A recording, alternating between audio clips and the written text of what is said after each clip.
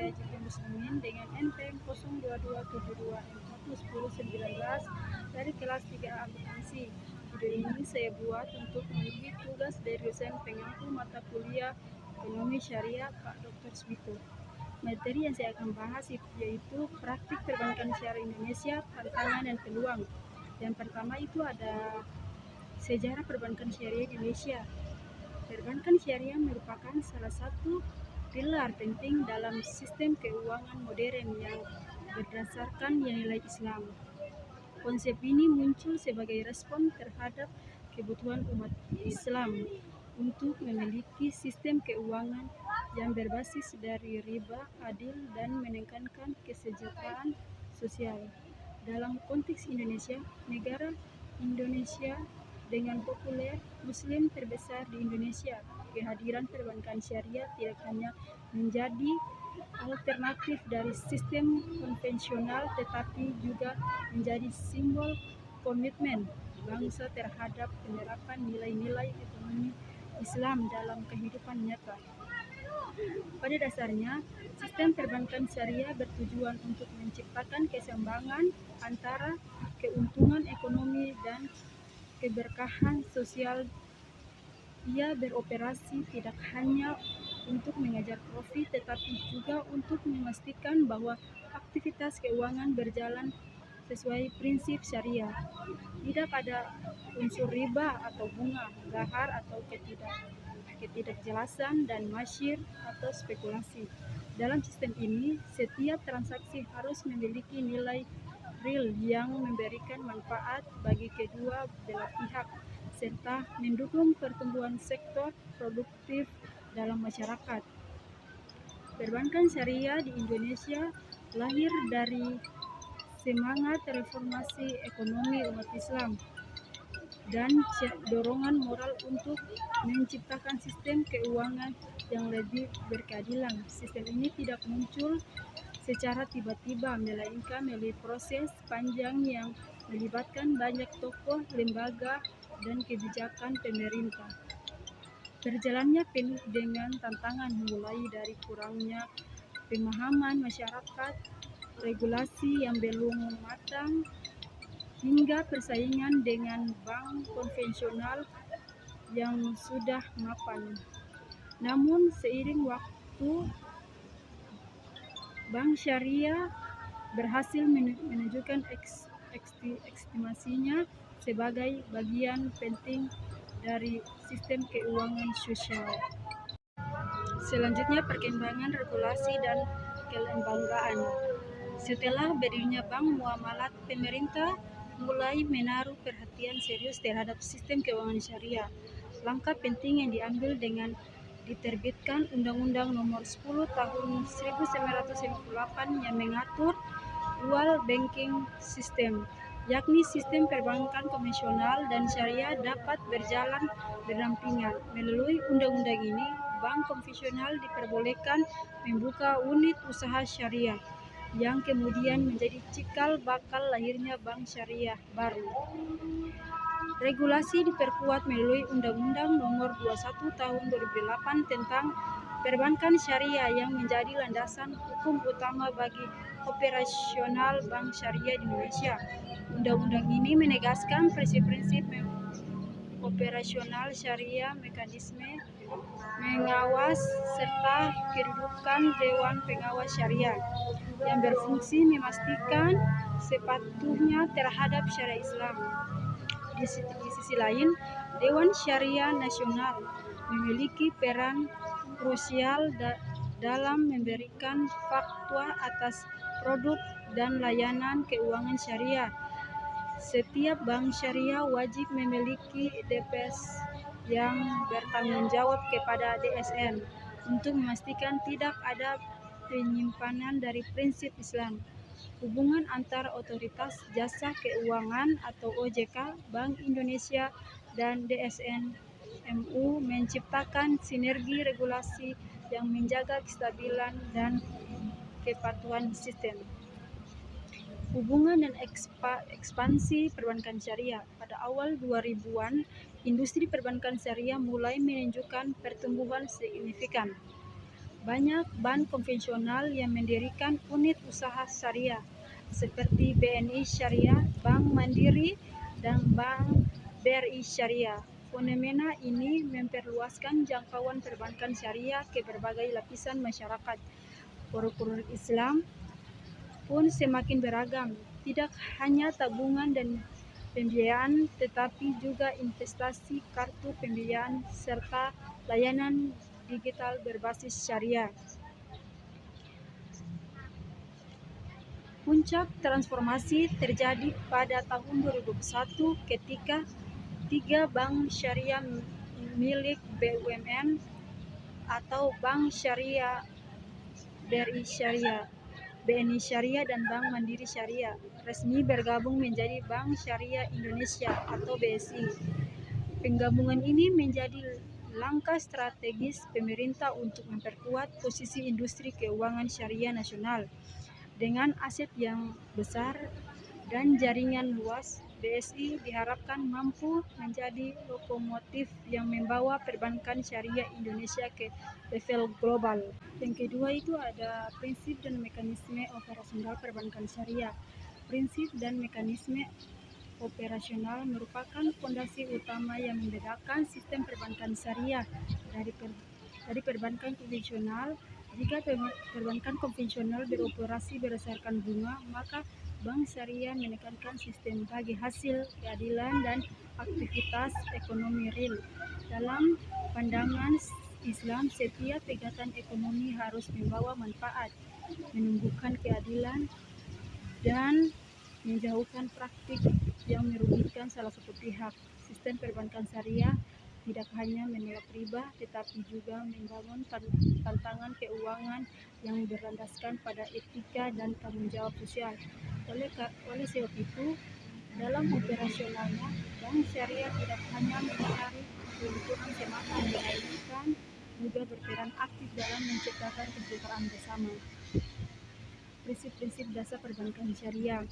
Terdapat 4 prinsip utama yang menjadi pedoman dasar seluruh aktivitas bank syariah, yaitu larangan riba, larangan gahar, larangan masyir, dan penerapan keadilan. Yang pertama itu larangan riba. Riba adalah tambahan yang disyaratkan dalam transaksi pinjaman tanpa adanya aktivitas produktif dalam Islam. Riba dianggap menimbulkan ketidakadilan karena pihak pemberi pinjaman memperoleh keuntungan tanpa risiko, sementara pihak pinjaman menanggung beban berlebihan. Oleh karena itu, perbankan syariah menggantikan konsep bunga dengan bagi hasil atau margin jual beli yang disepakati di awal. Dengan demikian, setiap keuntungan yang diperoleh bersumber dari aktivitas ekonomi real, bukan dari spekulasi uang semata. Yang kedua itu ada larangan gahar. Gahar berarti ketidakpastian atau ketidakjelasan dalam suatu akad. Sistem menolak transaksi yang tidak transparan karena dapat menimbulkan kerugian dan perselisihan. Dalam praktik perbankan syariah, larangan gahar diterapkan dengan memastikan semua kontrak mencantumkan dengan jelas objek transaksi, harga, waktu, dan kewajiban para pihak. Misalnya dalam pembiayaan jual beli atau murabahah, bank harus menjelaskan secara terbuka harga pokok, margin, dan jangka waktu pembayaran. Yang ketiga itu ada larangan masyir. Masyir berarti perjudian atau spekulasi yang berlebihan dalam konteks keuangan modern. Larangan ini menghindarkan perbankan syariah dari investasi yang tidak memiliki dasar ekonomi nyata, seperti perdagangan derivatif dan spekulasi. Bank syariah hanya boleh berinvestasi pada sektor produktif yang halal dan memberikan manfaat sosial ekonomi. Yang keempat itu ada keadilan dan keseimbangan. Keadilan adalah inti dari seluruh prinsip ekonomi Islam. Dalam setiap transaksi tidak boleh ada pihak yang dirugikan atau diuntungkan secara tidak operasional. Oleh karena itu, sistem syariah menekankan pembagian risiko dan hasil usaha secara adil. Keuntungan ditanggung bersama sesuai kesepakatan, bukan dipaksakan oleh salah satu pihak. Ada juga konsep akad dalam perbankan syariah. Akad adalah kesepakatan antara dua pihak yang mendasar setiap transaksi dalam sistem keuangan syariah. Tanpa akad yang sah dan jelas, transaksi dianggap tidak memiliki legitimasi syariah. Dalam praktik perbankan, akad dibagi menjadi dua kelompok. Yang pertama itu ada akad penghimpunan dana dan akad penyaluran dana. Yang pertama, akad penghimpunan dana. Bank syariah menghimpun dana masyarakat melalui 3 produk utama, yaitu wadiah atau titipan amanah.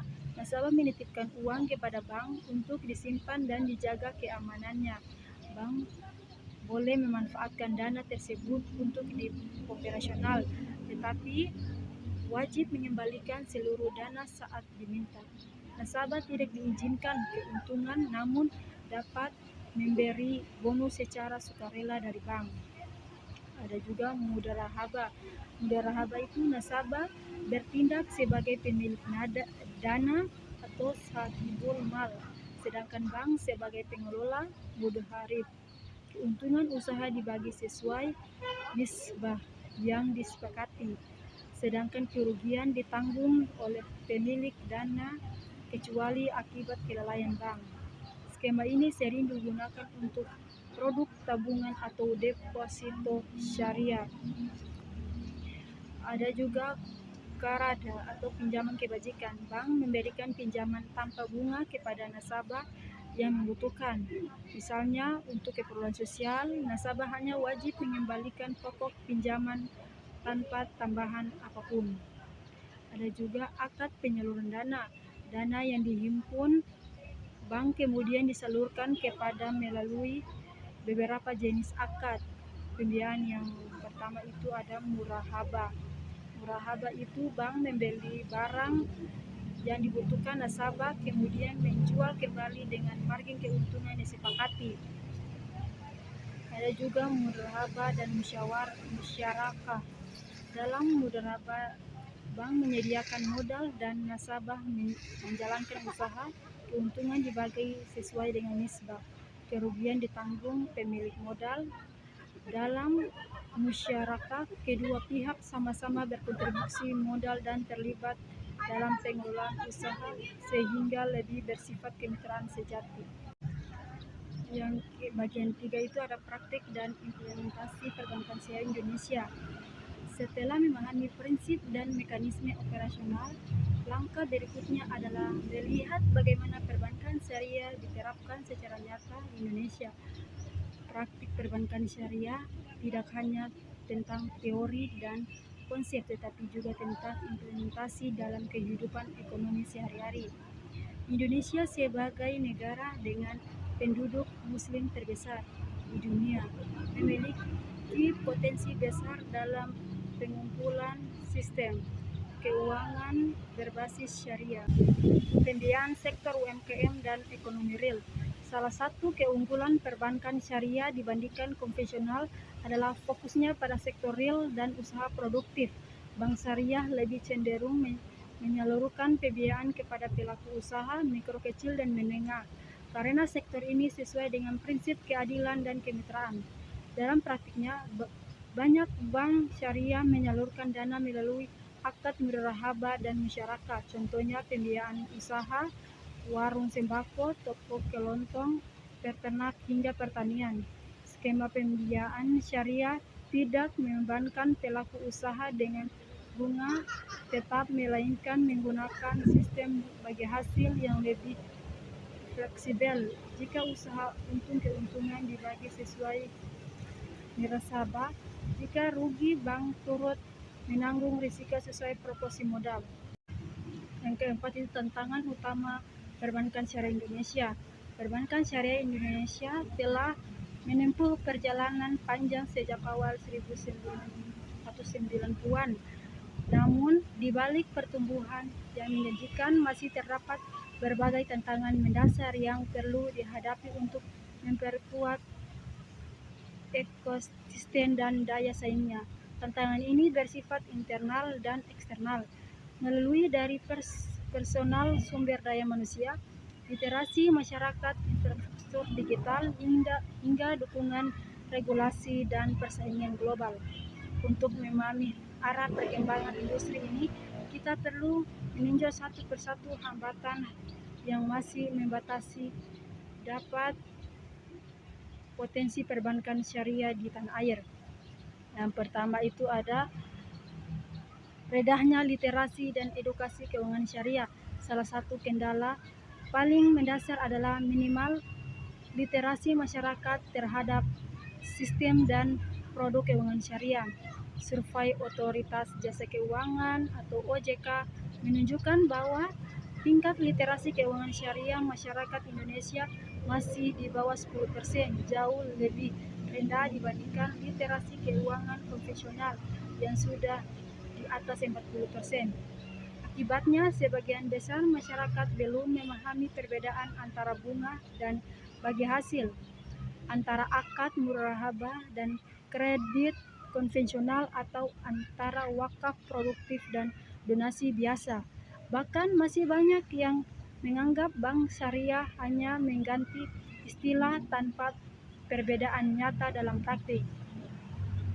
Padahal prinsip syariah memiliki karakter unik yang membedakan secara mendasar dari sistem konvensional. Tidak mengenal bunga atau riba, berbagi risiko, berorientasi pada sektor real dan kemaslahatan sosial. Rendahnya literasi menyebabkan lambatnya pertumbuhan nasabah baru dan tinggi ketergantungan pada segmen pasar yang berbasis seperti pegawai, ASN, atau nasabah yang berpindah karena alasan regulasi bukan pemahaman ekonomi. Untuk mengatasinya, bank syariah perlu memperkuat program edukasi publik, sosialisasi digital, dan literasi berbasis komunitas, kolaborasi dengan pesantren, sekolah, dan perguruan tinggi Islam juga dapat menjadi strategi efektif untuk membangun pemahaman sejak dini. Dan juga keterbatasan sumber daya manusia dan kompetensi profesional. Faktor lain yang menghambat laju perkembangan perbankan syariah adalah keterbatasan tenaga profesional dan benar-benar memahami aspek ekonomi dan hukum Islam sekaligus manajemen modern. Banyak pegawai perbankan syariah masih berasal dari latar belakang konvensional yang baru beradaptasi ke sistem syariah. Akibatnya, implementasi prinsip syariah belum sepenuhnya optimal dan seringkali terjadi kesalahan dalam pemahaman akad atau penerapan fatwa Dewan Syariah Nasional. Selain itu, masih sedikit program pendidikan dan sertifikat khusus perbankan syariah yang berintegrasi dengan kebutuhan industri, padahal kompeten sepertinya manajemen risiko syariah, analisis pembiayaan halal, dan inovasi produk berbasis maqasid. Untuk menghadapi tantangan ini perlu pelatihan berkelanjutan bagi pegawai bank syariah, kerjasama antara berbagai keuangan dan universitas lain, penguatan kurikulum ekonomi dalam Islam perguruan tinggi. Tanpa SDM yang unggul, sulit bagi industri ini untuk bersaing secara profesional dan berinovasi dalam menciptakan produk yang relevan dengan kebutuhan masyarakat modern. Yang terakhir itu ada peluang dan prospek masa depan perbankan syariah Indonesia. Setelah memahami dasar teori, prinsip, praktik, serta tantangan yang dihadapkan, kini terbitlah pada bagian prinsip strategi, yaitu pembahasan peluang dan prospek kerja masa depan perbankan syariah Indonesia. Indonesia dikenal sebagai negara dengan populasi Muslim terbesar di dunia, mencapai lebih dari 230 juta jiwa. Angka ini bukan sekedar statistik, tetapi potensi ekonomi yang luar biasa besar. Dengan dukungan demografi, mudah ekonomi yang tumbuh stabil, serta peningkatan kesadaran terhadap gaya hidup halal, peluang perbankan syariah untuk berkembang di masa depan sangat terbuka lebar. Pertanyaan kini bukan lagi apakah perbankan syariah bisa bertahan, tetapi sejauh mana perbankan syariah mampu transformasi ekonomi nasional menuju Islam yang berkeadilan dan berkelanjutan. Yang pertama itu adalah potensi pasar yang masih sangat besar. Peluang pertama datang dari besarnya pasar domestik yang belum tergarap meskipun sudah berkembang pesat. Pasar perbankan syariah Indonesia baru sekitar 7-8% dari total aset industri perbankan syariah nasional. Artinya lebih dari 90% masyarakat Indonesia masih menjadi nasabah bank konvensional. Padahal sebagian besar diantaranya adalah Muslim. Kondisi ini membuka ruang pertumbuhan yang luar biasa besar dengan edukasi, inovasi, dan digitalitas yang lebih masif. Perbankan syariah dapat memperluas jangkauan ke segmen masyarakat yang sebelumnya belum terlayani, terutama di daerah-daerah pedesaan, pesantren, dan komunitas UMKM. Selain itu, pertumbuhan kelas menengah Muslim juga menciptakan permintaan tinggi terhadap produk keuangan halal, mulai dari pembiayaan rumah, kendaraan, hingga investasi. Kesadaran masyarakat untuk menghindari riba dan memilih produk keuangan yang sesuai syariat meningkat setiap tahun. Ini menjadi modal sosial sekaligus pasar potensi yang dapat mendorong pertumbuhan bank syariah berlipat ganda. Yang kedua itu ada dukungan pemerintah dan regulasi yang semakin kuat. Pemerintah Indonesia menunjukkan komitmen tinggi dalam mendorong pengembangan ekonomi dan keuangan syariah. Hal ini ditandai dengan pembentukan Komite Nasional Ekonomi dan Keuangan Syariah yang diketuai oleh Presiden Republik Indonesia, memiliki mandat strategi untuk mengintegrasi seluruh aspek keuangan syariah nasional, mulai dari perbankan, pasar modal, asuransi, hingga wakaf dan zakat produktif. Selain itu, regulasi seperti Undang-Undang Nomor 21 Tahun 2008 tentang Perbankan Syariah, Undang-Undang Pengelolaan Zakat dan Wakaf, serta Peraturan OJK tentang produk dan akad syariah menjadi fondasi kuat yang menjamin kepastian hukum dan pengawasan transparan. Langkah strategi lain adalah Margar 3 Bank Syariah BUMN menjadi Bank Syariah Indonesia. BSI pada 2021 berhasil memperkuat struktur industri dan peningkatan daya saing global. Kehadiran BSI menjadi bukti nyata keseriusan negara dalam membangun satu entitas besar yang dapat menjadi lokomotif ekonomi syariah. Ke depan, dukungan pemerintah juga akan semakin kuat dengan kebijakan pengembangan kawasan ekonomi khusus halal serta integrasi industri halal nasional dari sektor pangan, pariwisata, hingga keuangan. Yang ketiga itu inovasi teknologi dan digitalisasi keuangan syariah. Peluang berikutnya datang dari revolusi digital. Era digital membuka ruang baru bagi bank syariah untuk menjangkau nasabah tanpa batas geografis.